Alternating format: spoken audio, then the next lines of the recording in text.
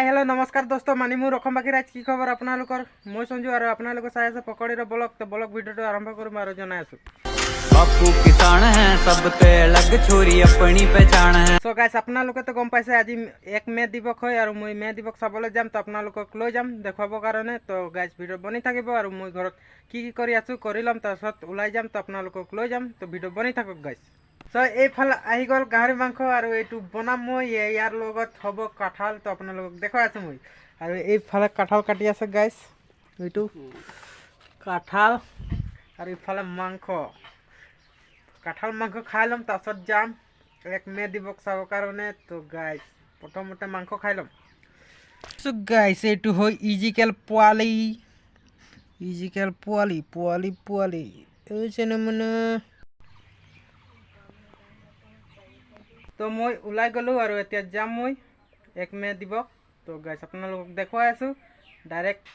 যত নেকি মে দিৱস হৈছে তাতে দেখুৱাই আছো আপোনালোকক। আন্তঃৰাষ্ট্ৰীয় শ্ৰমিক দিৱস এই স্থানত আমাৰ হিৰজান এই স্থানত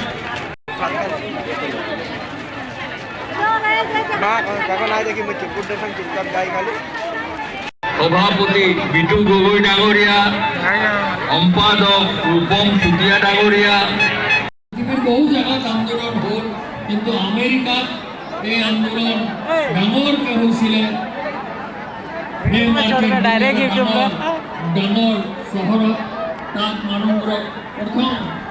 মালিকসকলে কাৰণ সদায় ফাইনেলি আহি ইয়াত পুৰা ভিৰ আপোনালোকে চাব পাইছে পুৰা ভিৰ লাগি আছে গাইছ মানুহ গোটেইখিনি বহু আপোনালোকে চাই থাকক আপোনালোকে দেখাই আছো ভালকৈ কথাটো হ'ল যে আমাৰ মাজত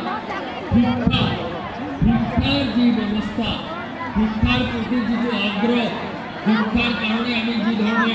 আমাৰ ল'ৰা ছোৱালীক শিক্ষিত কৰি তুলিব লাগে সেই আগ্ৰহটো আমাৰ সমাজত এতিয়াও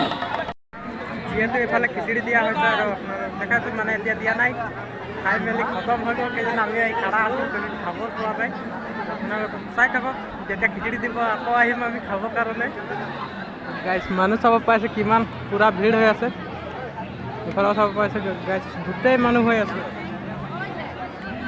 আমিও আহিছোঁ দেখুৱাইছোঁ।